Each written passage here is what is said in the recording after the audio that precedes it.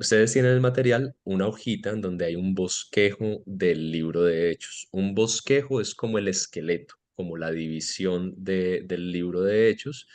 Hay unos cuadritos y parte de lo que les dije fue como vamos a estudiar solo un libro, entonces no voy a darles yo la razón del por qué se dividió de esta manera, sino que ustedes van a ir leyendo o escuchando el libro varias veces y van anotando cositas. Y si ustedes dicen, oh, entiendo por qué está estos capítulos separados, ustedes van a ir anotando cositas.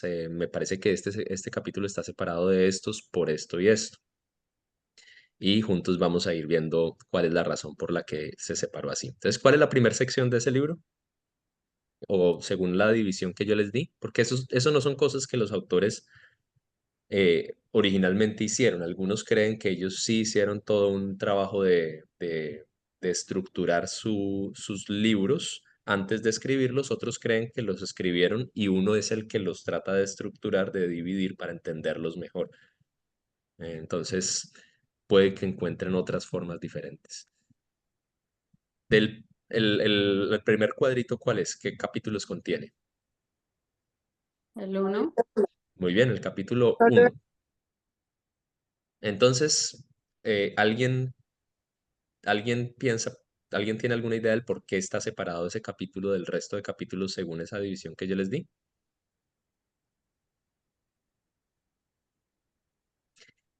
Y La- sí, Olguita, si no tienen, mientras tanto, también vayan pensando en preguntas o comentarios que ustedes, si leyeron ese capítulo uno, algo que ustedes digan, ah, esto me parece chévere o esto me parece inquietante. ¿Listo? Son dos Olguita. cosas. Creo que es donde muestra la resurrección de Jesús, ¿sí?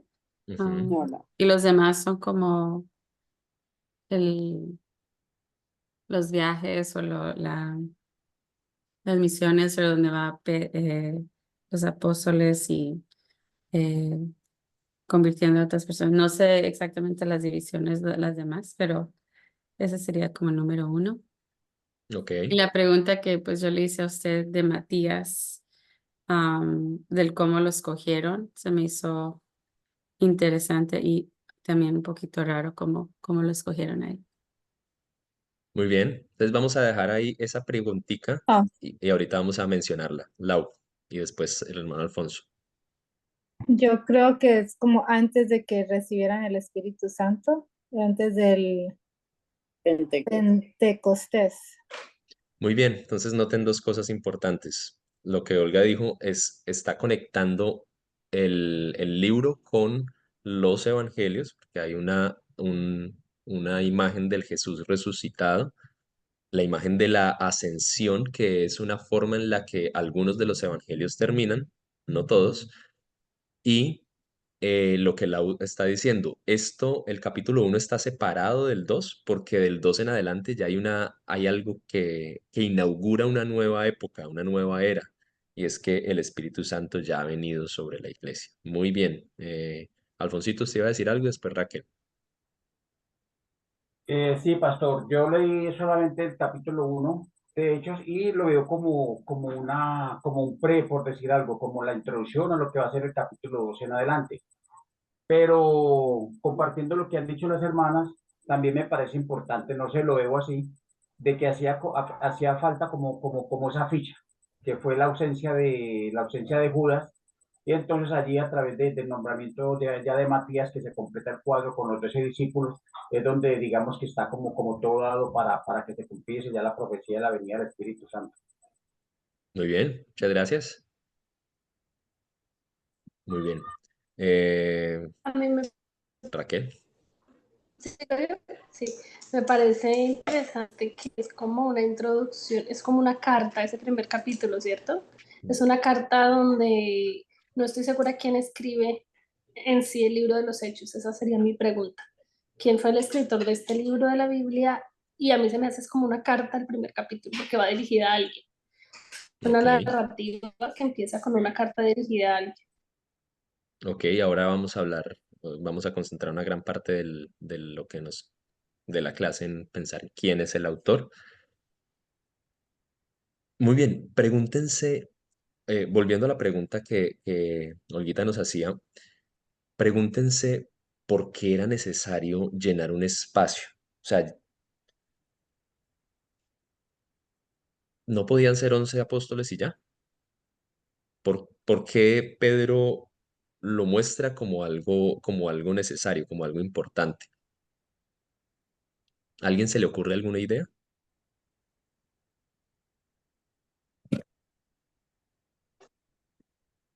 Doña Esther, si usted está diciendo algo para todos. Es- Lo silencié en lugar de... perdón, sí, porque eran la estructura que Jesús había hecho para tener 12 apóstoles, pero también pienso que estaba pensando en las 12 tribus. Excelente, muy buena observación. Tengamos eso ahí en mente, porque, eh, porque así como, o sea, tanto Jesús había designado 12 apóstoles, como en el Antiguo Testamento habían 12 tribus. Entonces, aquí explícitamente el texto no nos está diciendo por qué. Cuando yo digo explícitamente es claro, ¿cierto? O sea, no está siendo claro, no está diciendo por qué hace falta uno y por qué necesitamos 12, pero hay hay algo interesante con este número y es que hagan 12 apóstoles, Jesús lo había establecido así y en el Antiguo Testamento habían 12. Olguita, te ibas a decir algo, ¿cierto?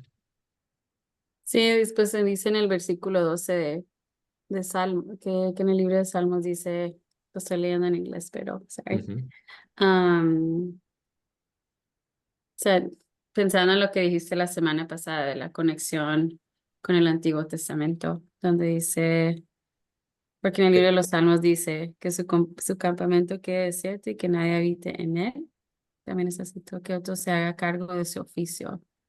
ujú. Entonces, como que ahí empieza el, la discusión de Matías o de Judas. Muy bien, muy bien. Muy bien, entonces, por un lado, la pregunta, o sea, una pregunta importante que uno tiene que hacerse es ¿por qué? ¿Por qué necesitamos 12? Ujú. Y parte de lo que vamos a ver, si quieren acompáñenme ahí rápidamente en Mateo 19,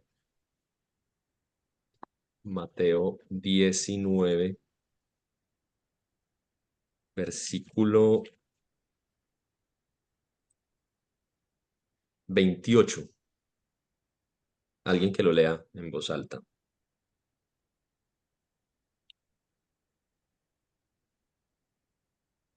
Así como el Hijo del Hombre no vino para que le sirvan, sino para servir y para dar su vida en rescate por muchos.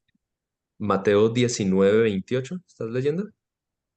No, les aseguro, respondió Jesús, ¿sí? Sí, Ese es ese. el 20, ese es el 20. Eso. Pero estaba bonito, era para... Sí, también estaba bueno. Muy bien. Doña Luz, lea usted el 28. Dice, les aseguro, respondió Jesús, que en la renovación de todas las cosas, cuando el Hijo del Hombre se siente en su trono glorioso, ustedes que me han seguido se sentarán también en 12 tronos para juzgar a las 12 tribus de Israel. Muy bien, para juzgar a las 12 tribus de Israel. Es decir, Muy tiene bien. tribus. Eh, y como esto, ustedes van a encontrar más ideas en los evangelios que presentan a los apóstoles como el reemplazo del liderazgo de Israel. Y no sé si esto se les parece en algo, aparte de lo que hablamos este domingo en el sermón. Es algo que vamos a estar viendo mucho en el libro de Hechos. El autor lo va a estar diciendo no de una manera directa, lo va a estar diciendo de manera indirecta, con diferentes alusiones.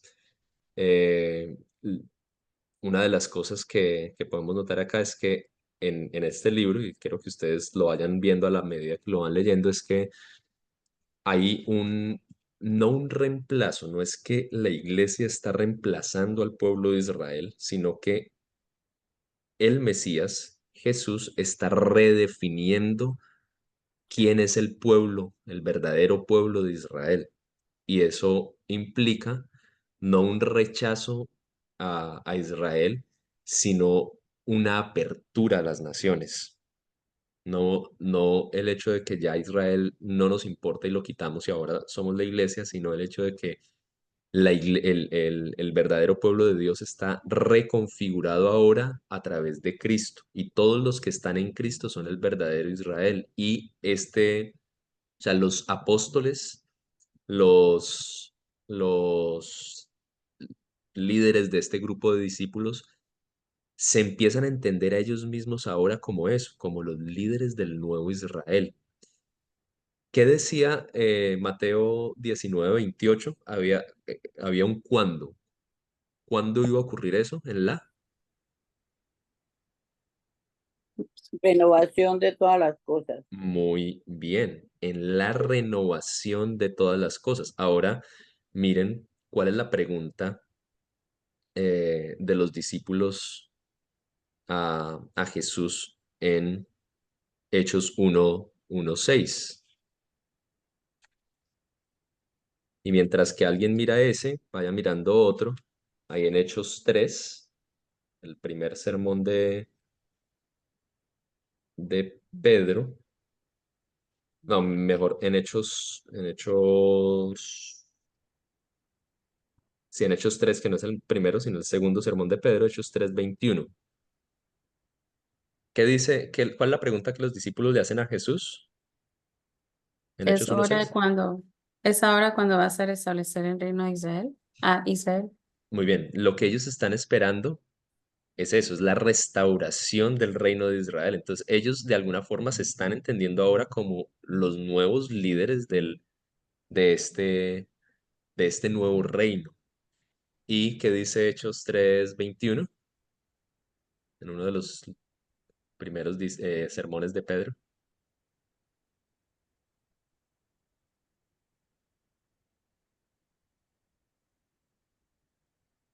¿Quieres que lo lea o que conteste? Eh, las dos. Es necesario que Él permanezca en el cielo hasta que llegue el tiempo de la restauración de todas las cosas, como Dios lo ha anunciado desde hace siglos por medio de sus santos profetas. Muy bien, entonces, ¿qué están esperando ellos? Que de- Restauración. Muy bien, la restauración. Noten la conexión entre lo que Jesús les dice en Mateo 19:28, que cuando se dé la restauración de todas las cosas, ellos van a sentarse en 12 tribus, en 12 tronos, perdón, para juzgar a las 12 tribus de Israel. Lo que ellos están esperando es la restauración del reino de Israel y lo que Pedro está anticipando es, vamos a través de lo que el Mesías hizo, estamos esperando la renovación de todas las cosas. Entonces, no me Entonces, quiero, perdón, Lau, sí. lo de los 12 discípulos tiene que ver con eso de las 12 tribus. Yo creería que sí. O sea, yo creo que es una de las formas en las que el Nuevo Testamento nos está presentando a la iglesia como el pueblo de Dios reconfigurado y a los apóstoles, a los 12 apóstoles como los líderes sobre estas 12 tribus. Ahora la pregunta de Olguita es más relacionada con el tema de la elección. Yo quiero invitarlos a que lean, vamos a estar leyendo todo el libro de Hechos, a que lean todo el libro de Hechos prestándole atención a cuándo vuelve a aparecer este personaje, Matías. ¿Alguien tiene una respuesta ya? ¿Alguien que ya haya leído o avanzado? ¿Tiene una respuesta de cuándo vuelve a aparecer Matías? Yo no lo volví a ver por ningún lado. Yo lo Y vi, se perdió. yo lo vi en mi nieto. Perdón, pastor. Tranquila. Están hechos. ¿Qué? Ah, no. Pedro, Juan, Santiago, Andrés, Tomás, Felipe, Santiago. Es una de las tareas que pueden tener ahí mientras están leyendo es tratar de encontrar al Matías perdido. Yo les puedo Bien. anticipar, como la hermana Claudia, que poco o nada aparece. Y algo de lo que se ha dicho es que esto muestra una de esas salidas en falso de Pedro, eh, dar el paso de buscar, y que es muy común en nosotros, de buscar acelerarnos a anticiparnos a lo que Dios va a hacer. Y uno comúnmente, y pues aquí en el texto uno puede verlo, Pedro toma el liderazgo y no toma el liderazgo porque se lo esté tomando. Jesús en pasajes como Juan 21 ha delegado un liderazgo especial sobre Pedro y le ha dicho, pastorea a mis ovejas, le ha dicho a Pedro, el enemigo ha pedido, los ha pedido para zarandearlos, pero yo he pedido para que tu fe no falte y cuando vuelvas, alienta a tus hermanos. Pues Pedro tiene un liderazgo que ha sido delegado por Jesús, pero algo de lo que algunos dicen es, esto muestra mucho de lo que pasa cuando nosotros como iglesia buscamos llenar los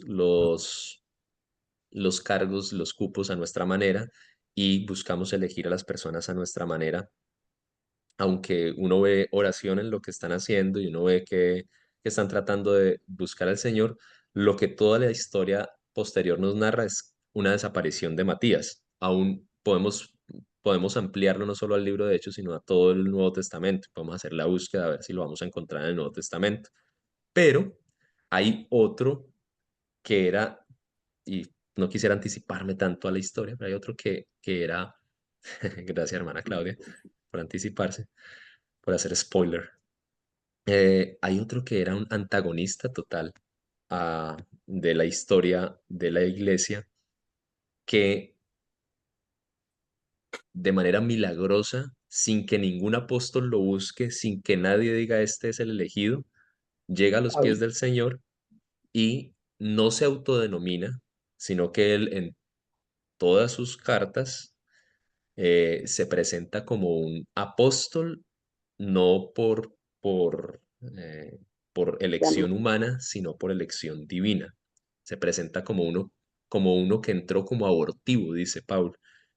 Entonces, para Pablo. algunos, ese puesto de Matías es un puesto tipo política eclesial, de llenemos esto, pero aún esto, traduciéndolo a nuestro tiempo, y arriesgándome un poquito a dar el salto a nuestro tiempo. Esto muestra que aún las votaciones eclesiales, aún las elecciones que nosotros podemos hacer, pueden tener muchos errores, incluso cuando están llenos de oración. Y eh, finalmente Dios puede llamar a los más inesperados a llenar los cupos que uno a veces está pensando que se van a llenar por las categorías que uno tiene en mente. Miren que Pedro plantea unas categorías bien, bien exactas. Alguien que haya caminado con Jesús, que haya sido testigo de la resurrección, que haya estado con nosotros desde el principio, que sea reconocido. En fin, vamos a avanzar un poquito y vamos a empezar a hacernos esas preguntas que tal vez no son las más agradables de responder, porque uno dice, uno quiere centrar en el texto y tratar de entender la teología del texto, tratar de entender qué dice el texto para mí, para nosotros como iglesia, pero parte del hacer eso implica buscar o respondernos esas preguntas de contexto que son necesarias. Primer pregunta que siempre es muy clave, no siempre puede responderse, pero es una pregunta importante. Y ustedes tienen ahí en el material un cuadrito. Les voy a mostrar cómo se ve. Bueno, no les voy a mostrar lo que tienen debajo. Tienen este cuadrito de historia del Nuevo Testamento y arriba tienen unos datos, unos datos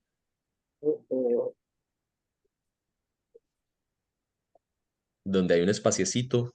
Me di cuenta después de imprimirlo que es muy pequeño, pero ahí ustedes pueden escribir alrededor si quieren.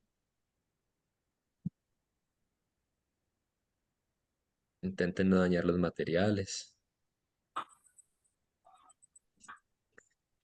Ese, esa primera pregunta que nos tenemos que hacer es ¿quién escribió este libro? ¿Quién escribió el libro de Hechos? ¿Alguien por ahí respondió? Juan, Lucas, fue Juan, fue Lucas. ¿no? Lucas. Lucas. ¿Alguien tiene un autor diferente en mente? Me equivoqué para Lucas. Este cuadro está aquí en el libro, pastor. Sí, sí, señora. ¿Alguien me puede decir la página? Porque yo no tengo material aquí en la mano. Ahí lo Ese, tienes, muy bien. mami. Ok, Ese es, muy bien. está buscando en otro Muy lado. bien. Lucas. ¿Alguien está en desacuerdo con eso? ¿No? ¿Todos dicen que es Lucas? Muéstranme la cabecita así como perritos de Del eso, carro. Yo como he oído perritos de taxi. Lucas, no sé. Sí, es Lucas, es Lucas. Es Ya. Lucas. ¿Y por qué es Lucas? ¿Alguien me puede decir por qué dice que es Lucas? Ahí en la carta, en el libro no dice que sea Lucas, ¿o sí?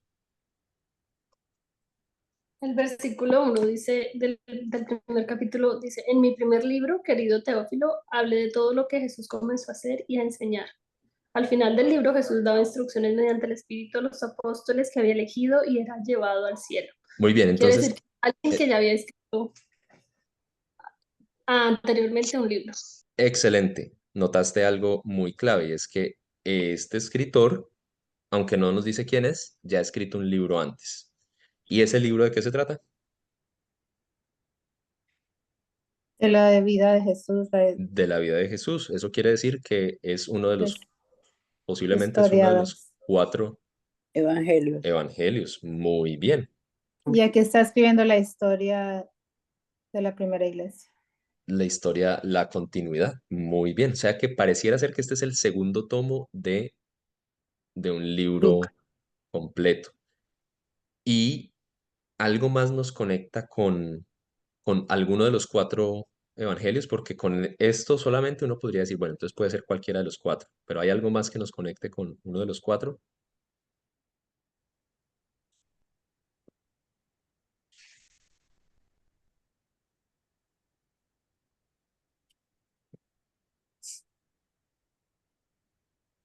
Yo podría decir que es Marcos. Lucas 1:3.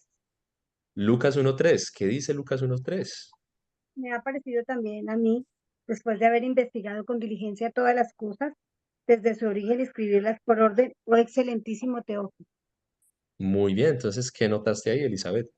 para que conozcas bien la verdad de las cosas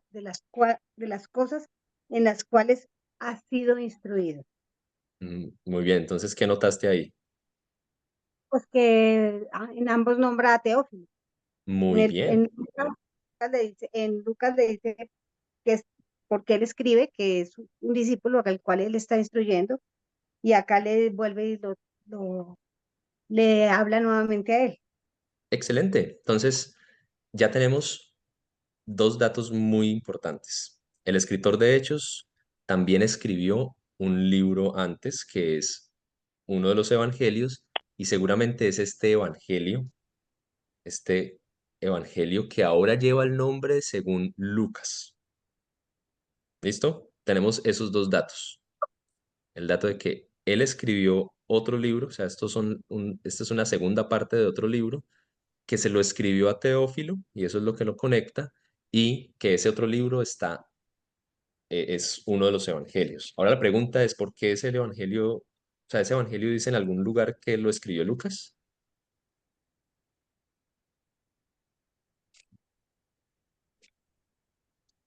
Lo estudiamos.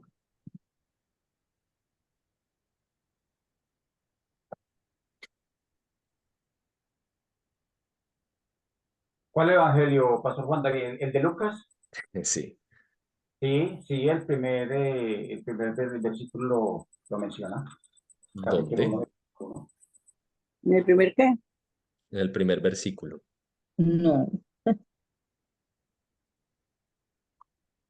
Yo iba a decir lo mismo, pero usted lo dijo con más gracia, doña Luz. Ay, no, ¿Yo ahí qué, no hay, yo qué dije, pastor? que no.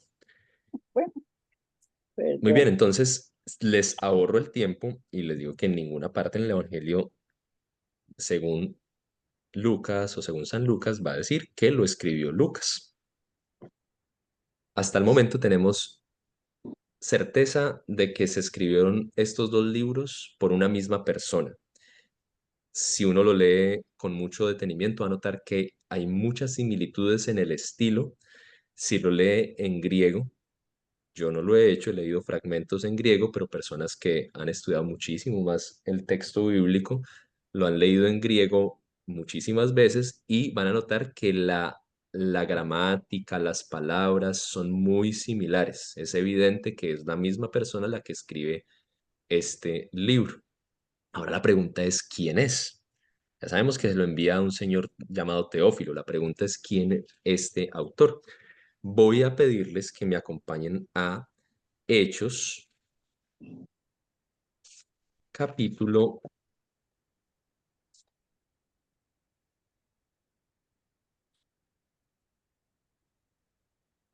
16, versículo 10.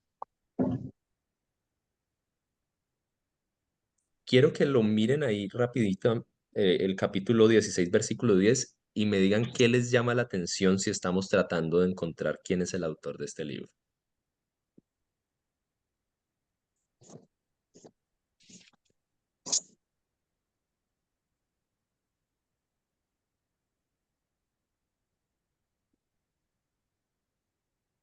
Hechos 16, versículo 10. He visto por ahí caritas como de, Mm, no, me equivoqué en mi interpretación de caras.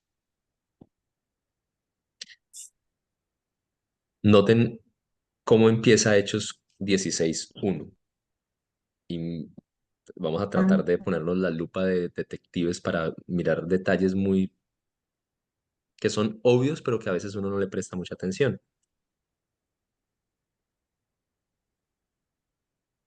¿Cuál es la diferencia entre Hechos 16:1 o Hechos 16:6 y Hechos 16:10?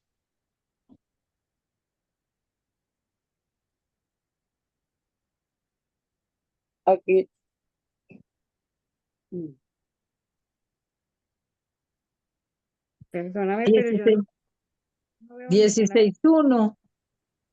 Sí, Sí, 16:1, 16:6 y 16:10.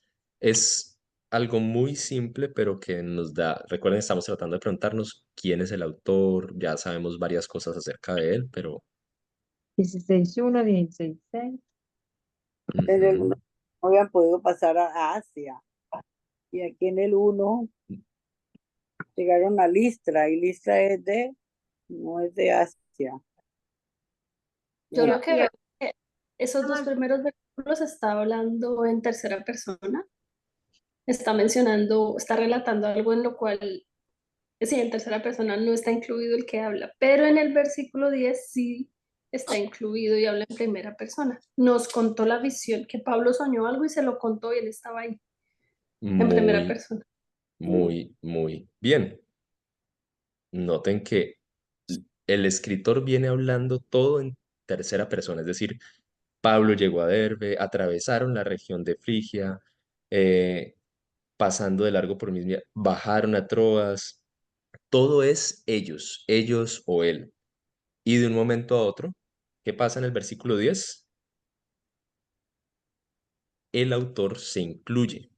Dice, después de que Pablo tuvo la visión, enseguida nos preparamos. Y eso mm, mismo va a seguir, ustedes pueden notar, va a seguir todo hasta el versículo 19. salimos de la ciudad, fuimos a la orilla, nos sentamos. Muy bien. Vean, noten que en todo eso está utilizando verbos en primera persona plural, o sea, estábamos todos ahí, estábamos todos ahí, estábamos todos ahí. Incluía Y eso. ah, eso va a durar hasta cuando a Pablo y a Silas los encarcelan y ya de ahí se desaparecen los nos, vuelve otra vez a hablar de ellos, de lo que están haciendo ellos, y después, capítulo 20, versículos 5, 25.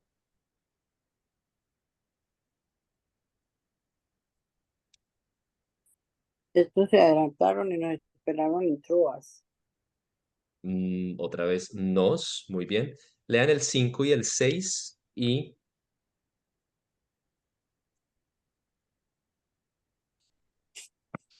Lean el capítulo 20, versículos 5 y 6, comparándolo con capítulo 16, versículo 11. Y díganme si hay otra cosa ahí que está conectadita, algo que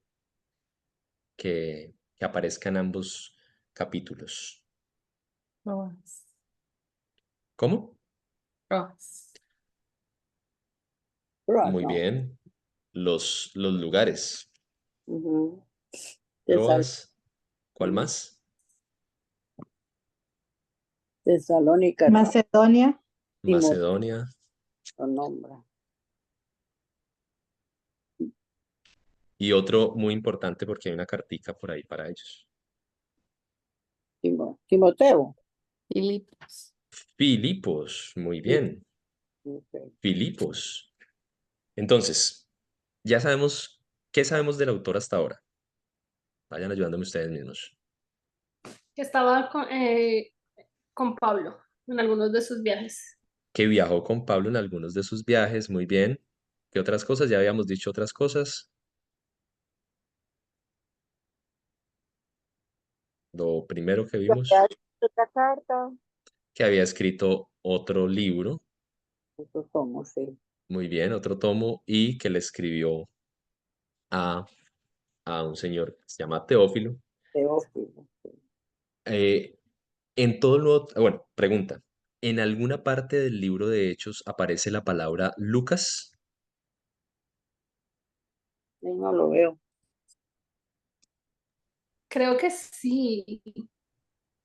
Mencionan que es médico. Mm, ¿será? No en Hechos, ¿Dónde?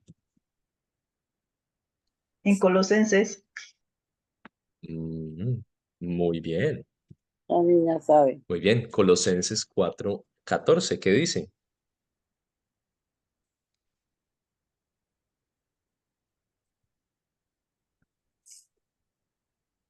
¿Alguien lo leyó en voz alta? Ojalá con el micrófono prendido. Los saludan Lucas, el querido médico, y demás. Muy bien. Lo saluda Lucas, el querido médico, y Demas. Muy bien. Entonces,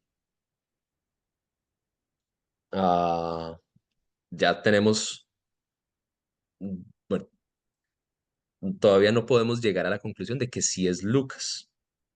Para hacer un poquito más fácil el asunto, en este libro de Hechos ustedes van a ver que se mencionan casi todos los nombres de los compañeros de viaje de Pablo, menos dos nombres, Tito y Lucas.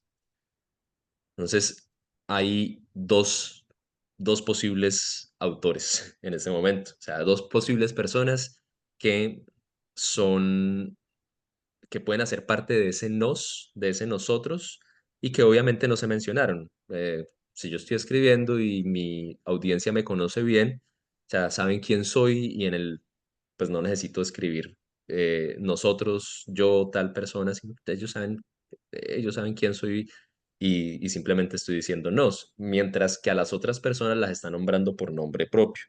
Ustedes van a ver en las cartas de Pablo que él menciona diferentes personas que lo acompañaron en sus viajes y van a notar que la mayoría de esas personas están nombradas en el libro de Hechos. Los dos que les mencionaba, Tito y Lucas, son los que no están nombrados. ¿Alguien vio en alguna otra parte donde aparece Lucas? ¿En alguna otra carta? De Timoteo 4:11. Muy bien, muy bien. Primera. Solo Lucas está conmigo. En segunda. Toma, tráele contigo, porque me es útil para el ministerio. Segunda de Timoteo 4:11. Muy bien, segunda de Timoteo 4:11. ¿Se acuerdan con quién estaba Lucas perdón, Pablo en la anterior, cuando en Colosenses 4:14, cuando dice que lo saludan dos? Lucas, el querido médico, y Freda. ¿quién? Freda. Demas. Demás. Y Demas, muy bien. Y vean lo que dice en el segunda de Timoteo capítulo 4, versículo 10. Pues Demas, que por amor a este mundo, me ha abandonado y se ha ido a Tesalónica. O sea que lo dejó solo. Demas. Muy bien. Eh, Ahí vamos tratando de reconstruir un poquito la historia de ir notando cositas. Muy bien. Lucas es eh, para, para la gran mayoría de personas que han estudiado el libro de Hechos, es el autor de estos dos tomos, el tomo de la vida de Jesús y el tomo de la continuidad de la vida de Jesús después de su ascensión. Él vive ahora a través de su iglesia. Lucas, como lo dice Colosenses 4:14, parece ser un médico. No podemos imaginarnos a los médicos de ese entonces como los médicos de ahora. En ese entonces no hay una carrera de medicina que dura muchos años, no hay un prestigio para los médicos. Algunos médicos, de hecho, son esclavos de grandes personas que los acompañan para protegerlos, para traerles sanidad. Hay una mezcla en la medicina antigua entre los conocimientos ancestrales de cómo se puede curar cierta enfermedad, algunas ideas eh, de cómo funciona el mundo sobrenatural. Recuerden que en el mundo antiguo no hay lo que hoy tenemos, esa separación de todo, no hay la mente posmoderna que ha conocido la ciencia y que ha dicho separémonos de lo sobrenatural, sino que en el mundo antiguo todo está mezclado. Entonces, para el médico de la antigüedad, eh, aunque, aunque no podemos decir esto es exactamente lo que, como se ve un médico de la antigüedad, sí podemos notar algunas cosas. No es necesariamente una persona que ha hecho un estudio en medicina empírica como lo que tenemos hoy, sino es una persona que tiene ciertos conocimientos de cómo se cura una persona, tiene ciertos conocimientos eh, acerca de medicina ancestral, de plantas y otro tipo de cosas. Si es una persona bien educada, aunque no está en el top de la sociedad, no es la persona más educada. Lucas, por lo que podemos ver en su forma de escribir, no es una persona judía, posiblemente es el único gentil que escribe en el Nuevo Testamento, es decir, el único que no es judío. Siempre había creído yo que Lucas tenía el griego más elaborado, el mejor estilo de griego del Nuevo Testamento, pero esta mañana y estos días repasando algo de lo que iba a compartir, me topé con la persona que en este momento es de lejos el que más ha estudiado el libro de Hechos, se llama Craig Keener.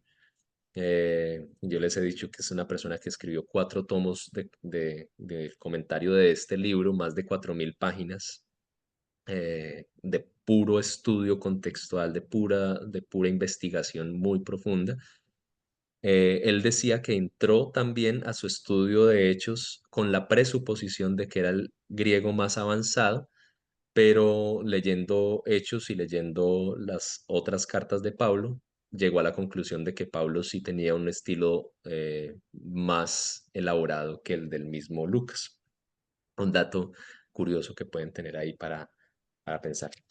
Lo más seguro es que este Lucas fue discípulo de Pablo, fue alguien a quien Pablo encontró en esta región de Macedonia. Interesante lo que ustedes notaban ahorita cuando empiezan esta sección de los no, empiezan de los nos, perdón, de los nosotros, empiezan después de que Pablo ha recibido una visión que cambia su rumbo. Él tiene un plan ya en mente y hay algo que cambia su rumbo y es algo que a mí me parece eh, maravilloso y me parece muy, muy, muy ligado a lo que hablábamos ahorita al principio de Matías.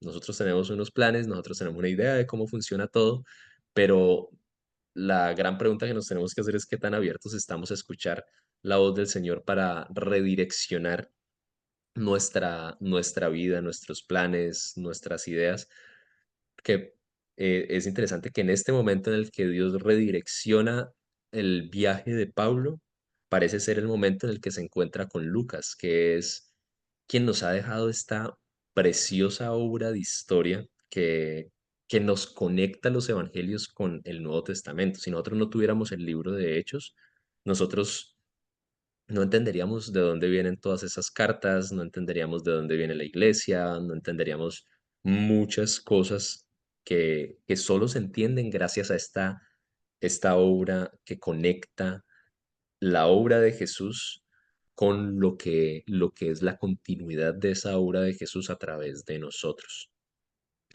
Es un gentil, como decíamos, Lucas, pero con toda seguridad era un temeroso de Dios. Esta es una categoría que en el mundo del primer siglo hay para no judíos que están siguiendo el judaísmo, pero todavía no son conversos, no se han convertido del todo. Había este espacio para que ellos estuvieran allí, escucharan la lectura del Antiguo Testamento y lo escuchaban en la traducción al griego. Recuerden, el Antiguo Testamento se escribe en hebreo y eh, pero en los que eran judíos de la diáspora, o sea, los que se habían dispersado en las diferentes naciones, leían el Antiguo Testamento en griego. Y esa traducción comúnmente se conoce como la. No se me cayó el internet, estoy esperando que algunos de los que han estado desde Pentateuco se acuerden. La, Torah, Torah, la Septuaginta, la así. versión de los 70.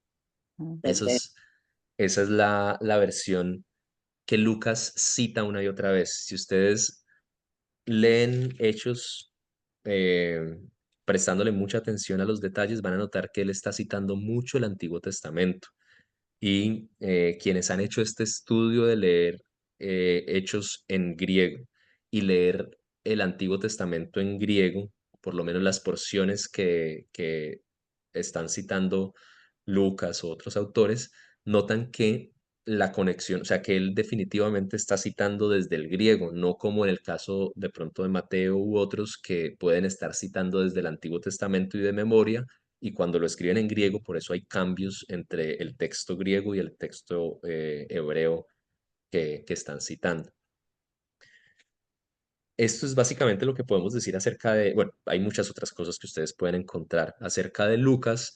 Si ustedes terminan la lectura juiciosos del libro de Hechos, van a notar que al final hay un relato bastante interesante en el que todavía está esa sección de los nos, de lo que nosotros estamos haciendo, y en medio de un naufragio en una isla, hay ah, ahí la parte, o sea, Pablo está predicando, pero también están sanando y algunos dicen, algunos creen que parte de esa labor de sanación no es solamente algo milagroso, sino también Lucas utilizando sus dotes de médico al servicio de la misión cristiana.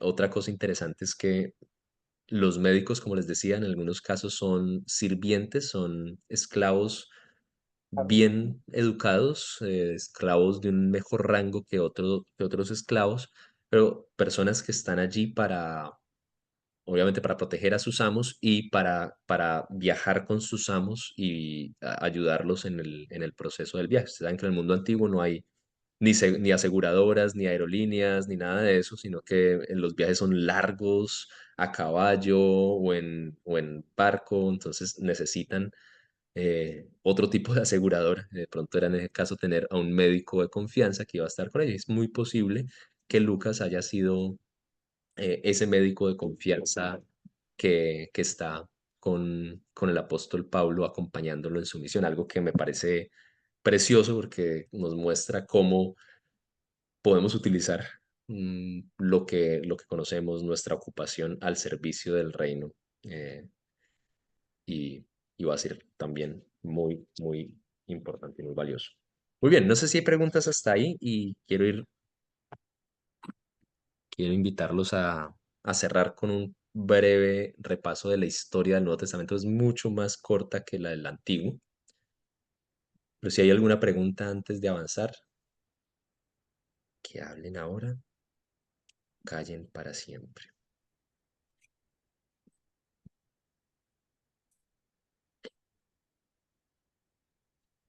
Le damos la bienvenida a Vale, que se nos une hoy desde Armenia. Eh, Algunos creo que la han conocido por ahí, de pronto por algunos otros medios la han conocido. Bienvenida, Vale. Eh, Videos de Entra. por, sí. Mm,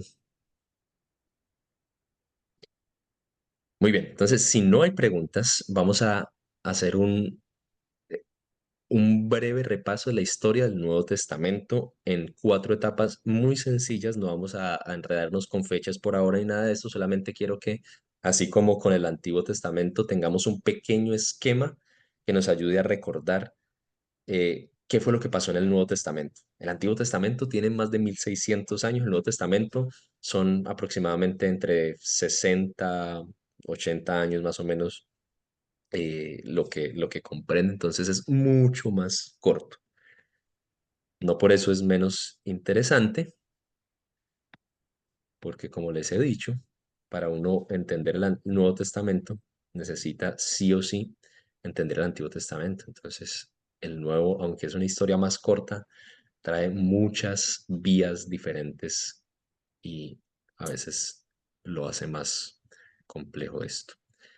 Muy bien, entonces en el Nuevo Testamento tenemos básicamente 4 etapas muy sencillas. El Nuevo Testamento inicia narrando la Nace historia de el Mesías judío tan esperado por aquellos tiempos. Hay 4 relatos diferentes que pueden verse como 4 biografías de Jesús, que es de lejos el personaje principal de todo el Nuevo Testamento. Estos 4 relatos, estas 4 biografías, nos van a narrar desde su punto de vista y con intereses particulares para responder a necesidades particulares, nos van a narrar la historia de el nacimiento de Jesús, que es lo que nosotros conocemos como la encarnación. Esa encarnación no se limita solamente a el nacimiento, sino que va por todos los días de la vida de Jesús, mostrándonos en él, a través de narraciones, a través de historias, cómo Dios estaba cumpliendo todo el Antiguo Testamento, cómo Dios estaba cumpliendo las promesas, cómo Dios estaba utilizando a Jesús como la primer persona del pueblo israelita que goza de la presencia plena suya y que por eso vive a cabalidad con los pactos, con las estipulaciones del pacto hecho a los judíos. El Nuevo Testamento inicia con estos relatos, pero no se nos dice solamente que Jesús fue un gran maestro que vivió en medio nuestros. Todos los 4 relatos del Evangelio culminan con la crucifixión, el relato de la crucifixión y el relato de la resurrección de este Mesías, que es algo que no era de anticiparse a la luz del Antiguo Testamento o de las expectativas judías del tiempo. El Nuevo Testamento continúa y tenemos el libro que estamos estudiando, que es el libro vinculante entre los evangelios y las cartas. Este libro nos presenta a los seguidores de este Jesús que ahora se consolidan como el nuevo pueblo de Dios, como el pueblo de Dios reconfigurado en Cristo, y esto está ratificado por la presencia vitalizadora y poderosa del Espíritu Santo. El Nuevo Testamento, el libro de Hechos, narra la venida del Espíritu Santo sobre el pueblo de Dios y algo que va a empezar a ocurrir es que los seguidores de Jesús, después de ser unos asustadizos discípulos que lo abandonan, que caen cada vez que pueden, que tienen preguntas que muestran su falta de atención, ahora son la continuidad de la obra de Jesús. Y lo que ellos hacen evidencia que Jesús todavía está vivo y está vivo en ellos. Estos discípulos no se quedan quietos en una sola parte, en un solo lugar, sino que el libro de Hechos nos narra cómo el Evangelio empieza a extenderse. Esto es una de las cosas fascinantes de este libro. Vamos a estar viendo cómo a través de cada una de estas páginas, una de las cosas que Lucas nos va a estar mostrando es al Evangelio el anuncio de que Jesús es Rey, que Él es el Mesías, que Él es el Señor, se va a empezar a regar por diferentes partes del mundo conocido. Este es uno de los puntos principales del libro de Hechos. El libro de Hechos culmina con una nota optimista de Pablo en la ciudad principal de aquel entonces, Roma, con cierta libertad para predicar el Evangelio, aunque encarcelado. Luego de esta sección del libro de Hechos, tenemos en el Nuevo Testamento la sección de las cartas, 13 cartas paulinas y un grupo de cartas generales que se escribieron algunas de estas durante este mismo periodo de Hechos, otras son un poquito posteriores. Ustedes pueden notar cartas que se entrelazan, cartas que Pablo está escribiendo a iglesias que posiblemente se escribieron mientras están sucediendo algunos de los hechos que está narrando Lucas. Estas cartas condensan mucho de este mensaje de quién es Jesús a la luz del Antiguo Testamento y cómo esto da respuesta a las problemáticas que empiezan a experimentar las diferentes comunidades que estos discípulos han venido plantando en diferentes partes del mundo. Finalmente, el Nuevo Testamento cierra con una nota de esperanza del momento en el que este Jesús retorne a la tierra para la restauración de todas las cosas. El libro de Apocalipsis cierra con la esperanza de que los reinos paganos de este mundo van a ser sometidos finalmente al verdadero rey.